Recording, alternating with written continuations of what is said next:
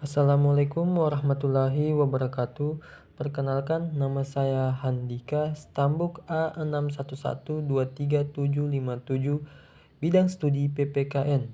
Nah, adapun di video kali ini saya akan memaparkan mengenai tugas pemahaman tentang peserta didik dan pembelajarannya. Adapun soal yang akan dibuat yakni mengenai yang pertama, yakni buatlah analisis bagaimana membangun kelas yang aman, nyaman, dan elaborasi dengan konsep disiplin dan tripusat. Sedangkan pertanyaan kedua yakni bagaimana menciptakan lingkungan belajar yang aman, nyaman. Adapun pertanyaan yang pertama yakni bagaimana membangun kelas yang aman dan nyaman dan elaborasi dengan konsep disiplin dan tripusat pendidikan. Nah, untuk membangun kelas yang aman dan nyaman dengan konsep disiplin dan tripusat pendidikan, ada pun beberapa langkah yang dapat kita ambil. Nah, konsep tripusat pendidikan menekankan peran keluarga, sekolah, dan masyarakat dalam pendidikan. Nah, adapun berikut ini adalah analisis cara membangun kelas yang aman dan nyaman dengan konsep disiplin dan tripusat pendidikan.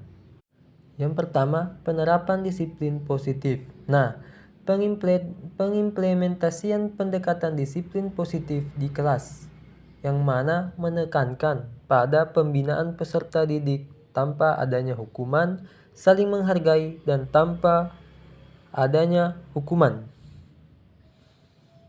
Hal ini dapat menciptakan lingkungan kelas yang aman dan nyaman. Nah, maksudnya di sini pembinaan peserta didik tanpa hukuman yakni apabila melakukan kesalahan, peserta didik tidak diberi hukuman, akan tetapi diberikan seperti motivasi atau teguran. Nah, selanjutnya yakni saling menghargai. Nah, sebagai seorang guru kita patutnya memberikan contoh untuk saling menghargai satu sama lain. Misalnya antara agama Kristen dengan agama Islam saling menghargai satu sama lain dan saling menghargai adanya perbedaan. Adapun yang kedua yakni pendidikan karakter. Nah, sebagai seorang guru, alangkah lebih baiknya kita membangun lingkungan kelas yang aman dan nyaman dengan memperkuat pendidikan karakter dari peserta didik itu sendiri. Nah, misalnya pada saat saya melaksanakan PPL 1 di sekolah saya yakni membawakan mata pelajaran PPKN dengan mengenalkan mengenai pentingnya menjadi warga negara yang baik dengan melakukan kegiatan sehari-hari dengan nilai-nilai yang ada pada Pancasila. Misalnya seperti nilai persatuan, nilai keadilan, nilai ketuhanan, sebagainya. Nah, hal tersebut dapat menjadi langkah penting dalam membangun kembali jati diri bangsa dan membentuk masyarakat yang berkualitas. Nah, adapun untuk pertanyaan yang kedua yakni untuk menciptakan lingkungan belajar yang aman dan nyaman dengan melibatkan tripusat pendidikan, disiplin positif, dan mengkorelasikannya dengan teori ekologi Bronfenner. Adapun beberapa langkah yang dapat kita ambil yaitu yang pertama, melibatkan tripusat pendidikan yang mana terdiri atas keluarga, sekolah, dan masyarakat. Dalam menciptakan lingkungan belajar yang kondusif, kolaborasi yang baik antar ketiga pihak ini dapat menciptakan suasana pembelajaran yang aman, kondusif, dan menyenangkan. Semisalnya pada lingkungan keluarga. Nah, keluarga di sini menjadi faktor pendorong dengan meningkatkan emosional siswa dengan memberikan dorongan-dorongan positif untuk tetap senantiasa untuk bersekolah. Nah, adapun untuk lingkungan sekolah. Nah, sekolah di sini menciptakan suasana yang nyaman, aman, dan tentram. Misalnya dengan fasilitas yang memadai seperti di ruang kelas yang aman, yang bersih, dan sebagainya. Nah, adapun di dalam lingkungan masyarakat yakni di mana peserta didik menjadikan lingkungan masyarakat ini sebagai tempat praktek yang sesungguhnya dalam melakukan interaksi. Misalnya, kegiatan-kegiatan yang ada di lingkungan masyarakat, peserta didik ikut melaksanakan seperti mengikuti rapat-rapat yang dilakukan oleh Karang Taruna yang ada di masyarakat tersebut. Penerapan disiplin positif juga terkait dengan upaya menciptakan lingkungan belajar yang aman, nyaman, inklusif, dan menyenangkan. Hal ini sejalan dengan upaya untuk meningkatkan kualitas siswa melalui penciptaan lingkungan belajar yang kondusif. Nah, seperti halnya saat saya melaksanakan PPL, sebelum saya melakukan pembelajaran, tentunya saya akan memperhatikan lingkungan yang ada di sekitar saya, seperti kebersihan, kenyamanan ruang kelas, tata ruang, dan model peserta didik untuk duduk. Nah, hal ini menjadi faktor utama saya untuk menciptakan lingkungan belajar yang baik, nyaman, aman, dan menyenangkan.